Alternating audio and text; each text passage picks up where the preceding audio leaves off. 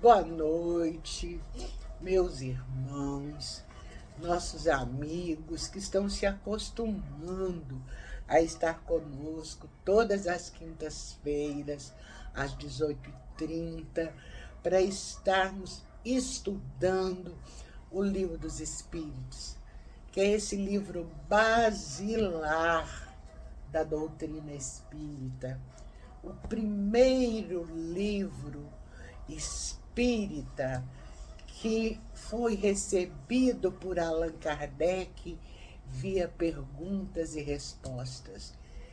É uma obra que todos nós, espíritas e não espíritas, principalmente cientistas, deveríamos ler, porque nos traz uma compreensão tão lógica, tão matematicamente perfeita do que se trata a doutrina espírita, que depois de lê-lo é impossível descrer, é impossível não acreditar.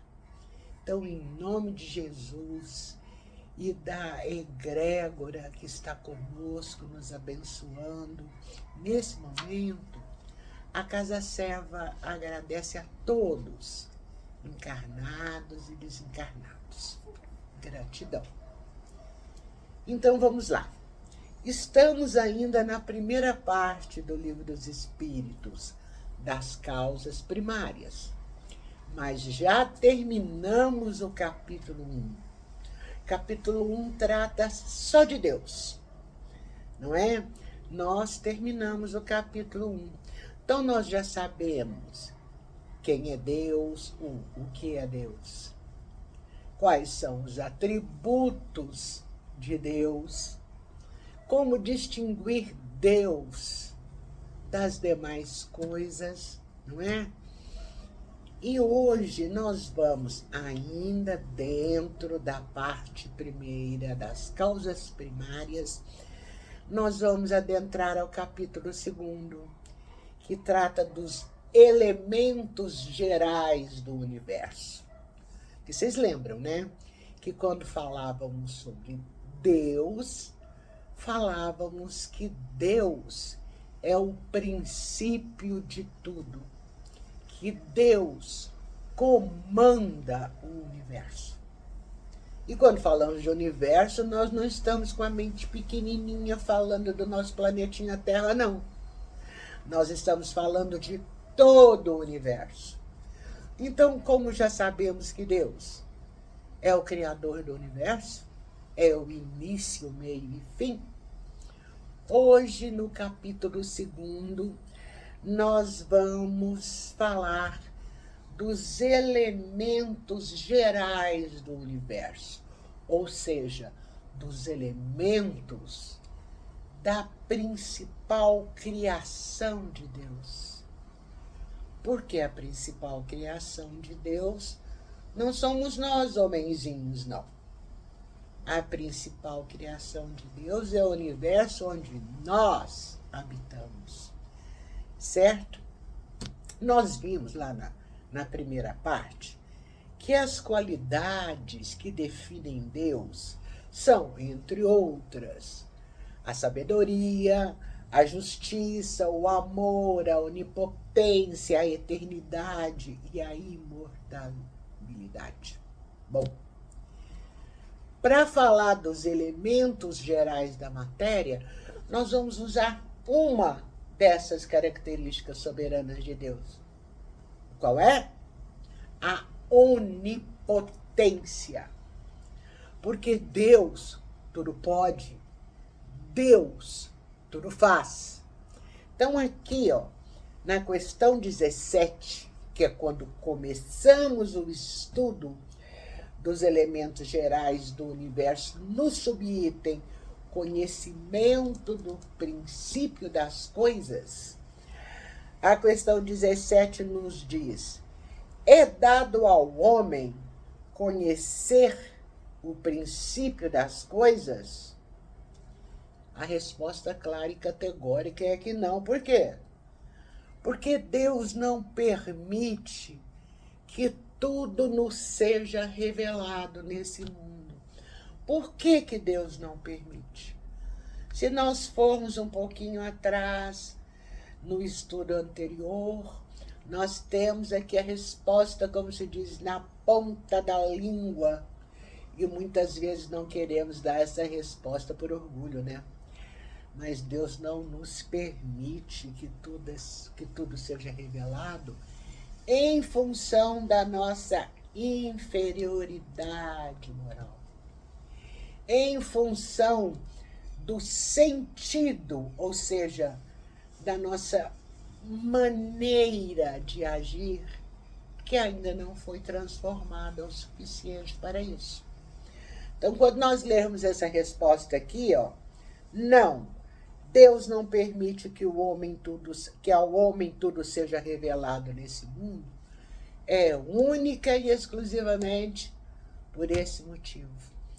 Gente, que trabalho nós temos, né? Como nós temos que melhorar, como nós precisamos mudar para alcançarmos a glória de conhecer a Deus, não é mesmo? E continuando, aí como já temos aqui a resposta que é a nós, não é permitido conhecer tudo, a questão 18 pergunta: penetrará o homem um dia o mistério das coisas que lhe estão ocultas? Ora, se já foi dito que Deus não nos revela tudo, quando será, né, que nós vamos ver o que nos é oculto?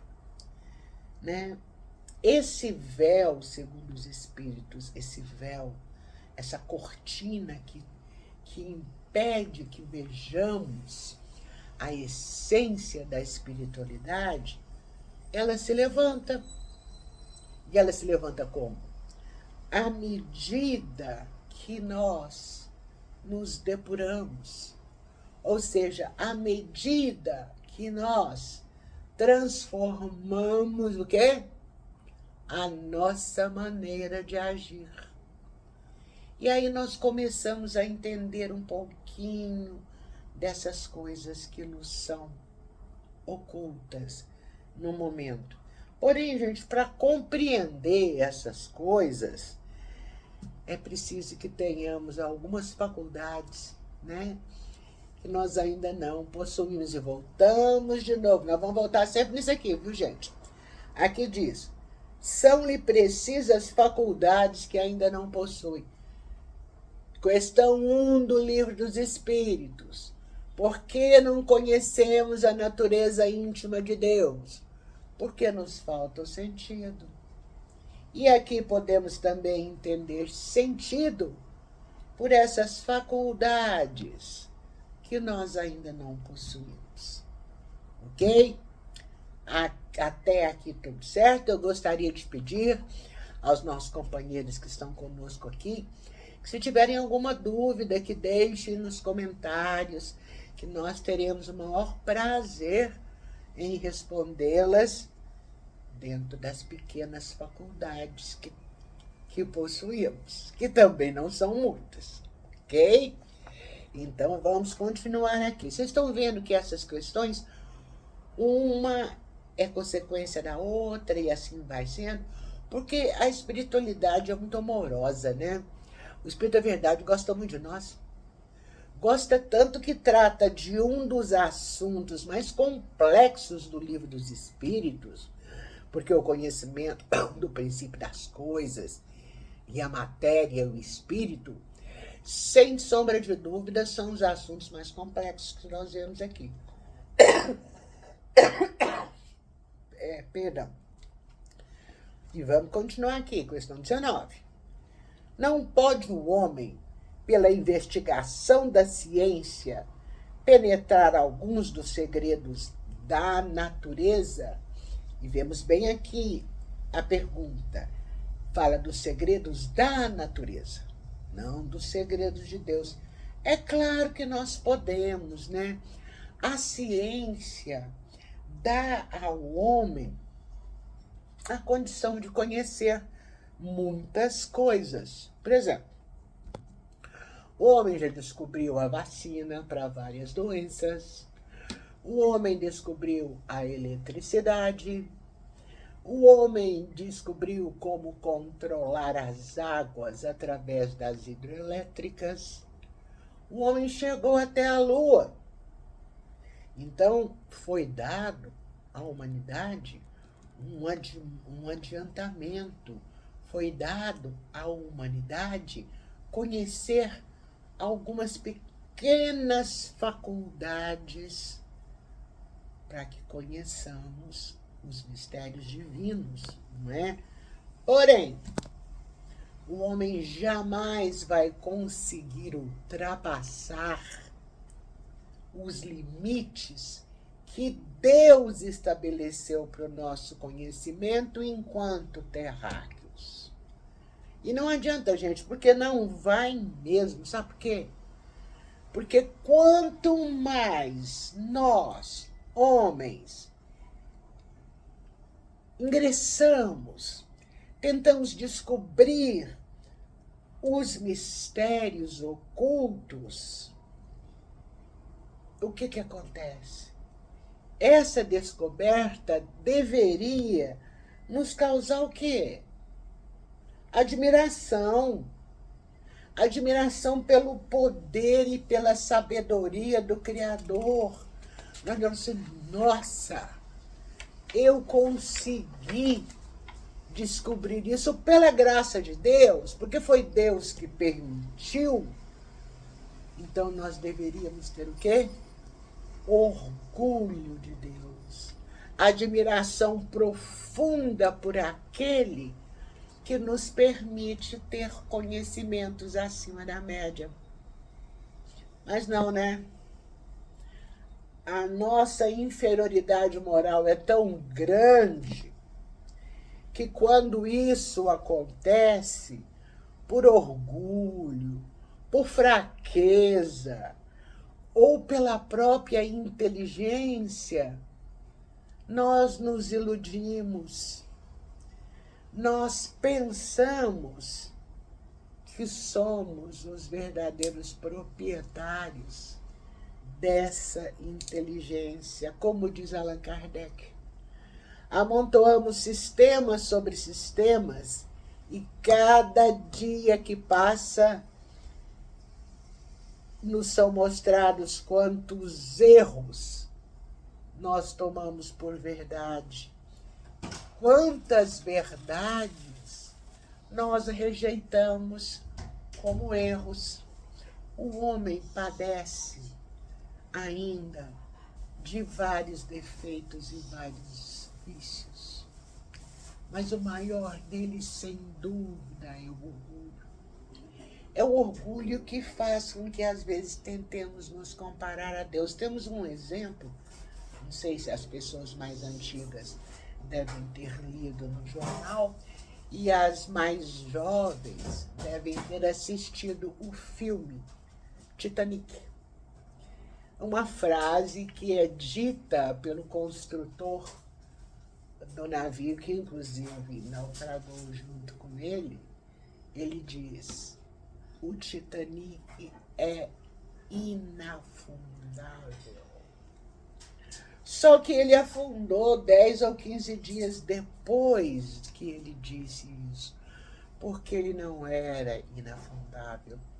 Deus deu àqueles construtores o conhecimento de ciência para que eles desenvolvessem aquele barco. Mas o egoísmo e o orgulho deles fez com que embarcassem o dobro de pessoas que cabiam no barco. Portanto, esse barco aconteceu o quê? Naufragou e matou mais de 2.000 pessoas. Então é o que acontece conosco.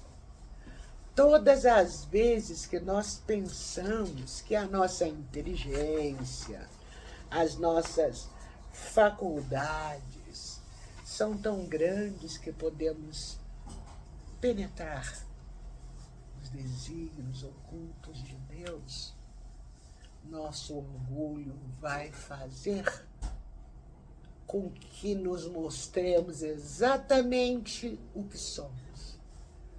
Espíritos encarnados com egos enormes e inteligência, ó, deste tamanhozinho.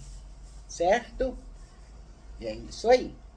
Aí vem a questão 20, que é uma continuação de todas as que vimos até agora. Dado é ao homem receber, sem ser por meio das investigações da ciência, comunicações de ordem mais elevada acerca do que lhe escapa ao testemunho dos sentidos. Nós vimos na questão 19 que, através da ciência, no desenvolvimento da inteligência, nós, homens, podemos conhecer muitas coisas.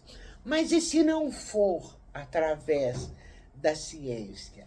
E se essas comunicações vierem da hierarquia maior, da espiritualidade maior, sem a necessidade de conhecimento científico?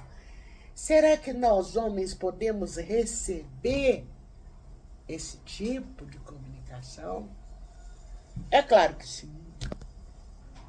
Nós temos irmãos médiuns com as várias formas de mediunidade que recebem essas comunicações através da psicofonia, da psicoterapia, da psicografia, do empréstimo caridoso do próprio corpo para que espíritos neles se manifestem, não é?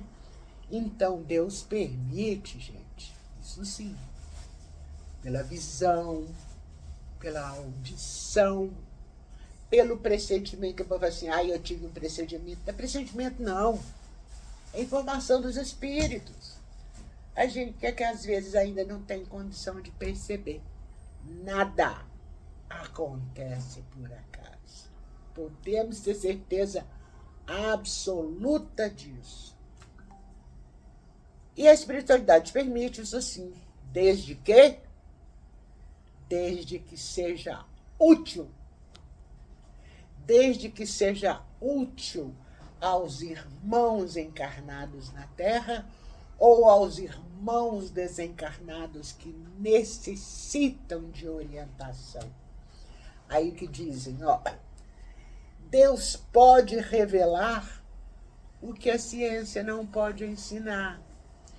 Porque até hoje são muitos poucos os cientistas que aceitam introduzir a ciência espiritual nos procedimentos práticos. Existem, graças a Deus, já alguns médiuns, alguns médicos que fazem isso. Mas não são a grande maioria. São alguns. Já imaginaram se toda a medicina se tornasse irmã das aplicações de Reiki? Se essa energia benfeitora que Deus nos dá a honra de oferecer aos outros fosse utilizada diuturnamente pela medicina convencional, as doenças nem mais existiriam. Porém, o planeta Terra nós sabemos que está passando por um período ainda de provas e expiações. Então, por isso, os homens de ciência da Terra nem todos têm a permissão do alto para compreender essas manifestações.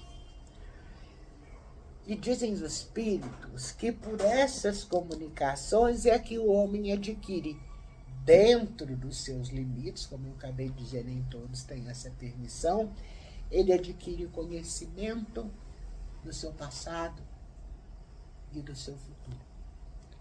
Por que do passado e do futuro? Falam, mas e o presente?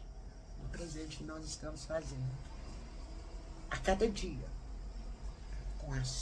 com os parcos conhecimentos que nós vamos adquirindo sobre a espiritualidade.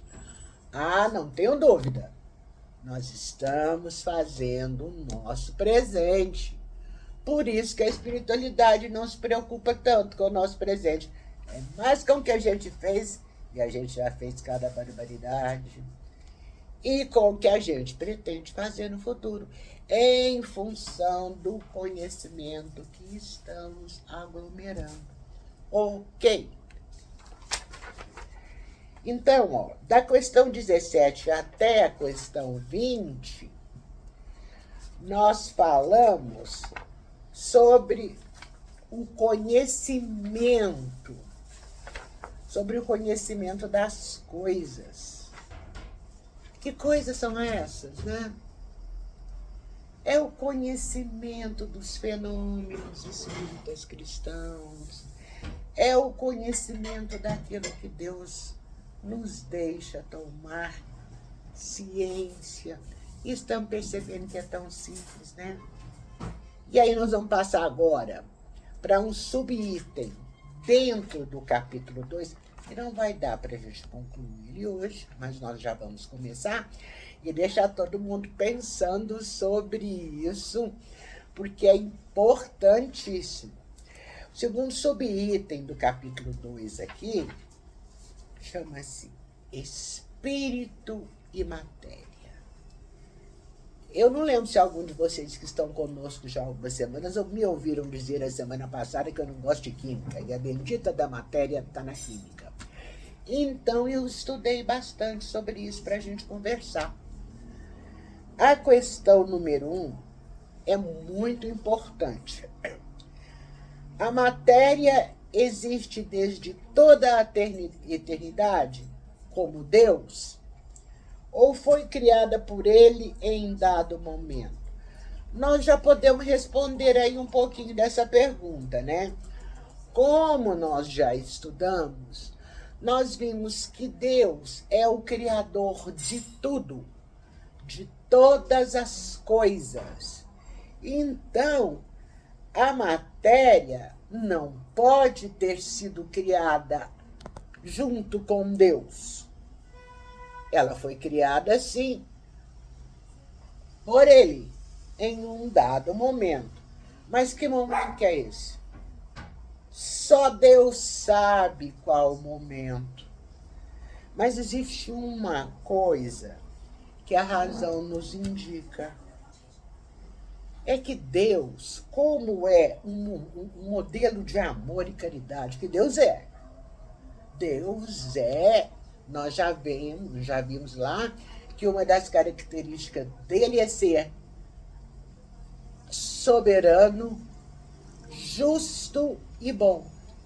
E quem é soberano, justo e bom é um modelo de amor e caridade.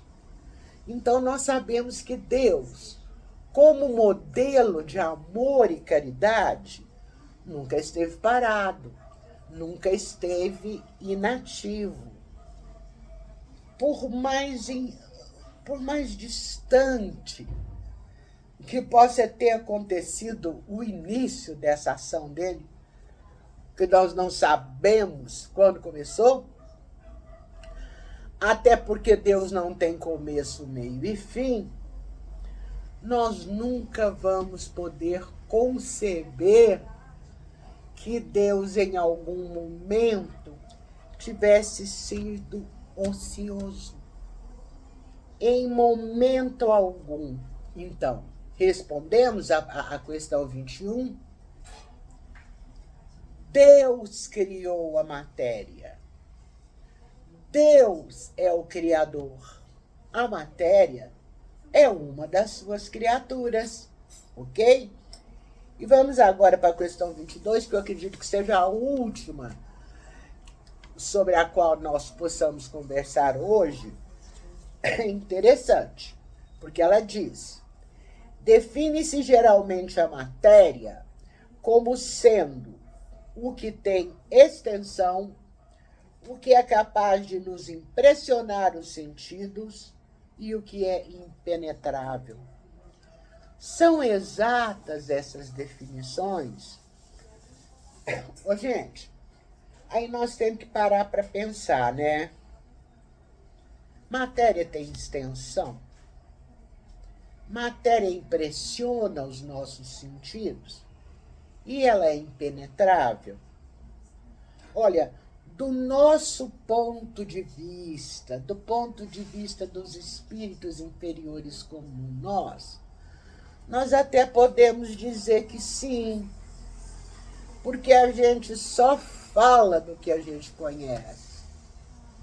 Nós não conhecemos profundamente a extensão nem do que seja matéria. Mais uma vez, conforme Allan Kardec nos respondeu lá na questão 1ª do Livro dos Espíritos. Vou repetir isso até cansar. Nos falta o sentido para isso. Nos falta a mudança no modo de agir para entendermos profundamente o que seja matéria, segundo a doutrina espírita. Mas a matéria existe sim. Ela existe em estados que nós ignoramos, no estado fluídico, invisível para nós, no estado líquido e até no estado sólido. E a matéria, gente, ela pode ser sutil, ela pode ser tão etérea, tão sutil, que não nos cause nenhuma impressão, que a gente não a perceba. Mas, apesar disso, ela é sempre matéria. Para nós, toda a vida, não seria, porque não conseguimos percebê-la. Então, que definição que nós podemos dar à matéria? Para o ponto de vista espírita cristão, a matéria é o laço que prende o espírito. Matéria, para o ponto de vista cristão, somos nós, nosso corpo. Está aqui, ó. O corpo da Valéria é a matéria que prende o espírito da Valéria nela. Entendeu? Ela é o instrumento sobre o qual o meu espírito exerce a sua ação, exerce a vida para a qual ele foi criado nessa existência terrena, certo? Então, desse ponto de vista, nós podemos dizer o quê? Que a matéria é o agente, é o intermediário com o auxílio do qual atua o espírito. Porque o espírito do encarnado necessita de um corpo para se manifestar, para trabalhar. E esse corpo é a matéria. Então, nós agradecemos mais uma vez a todos vocês que estiveram aqui conosco hoje, estudando mais um pouquinho sobre essa obra maravilhosa que é o Livro dos Espíritos. Hoje conhecemos um pouco sobre o que é a matéria, né? Porque a matéria vai estar sempre ligada ao estudo desse livro. E na próxima semana, nós vamos ingressar no estudo do espírito. Terminamos a matéria e vamos ingressar no estudo dos espíritos. E agradecendo a todos que aqui estiveram conosco, encarnados e desencarnados, em nome da equipe Seva, nós agradecemos a participação e pedimos a Deus, a Nossa Senhora, e a essa egrégora de espíritos que abençoa o Seva e a todos nós, seus cooperadores e assistentes, que tenhamos uma noite de paz, de muita tranquilidade, sob os desígnios de Deus. Gratidão.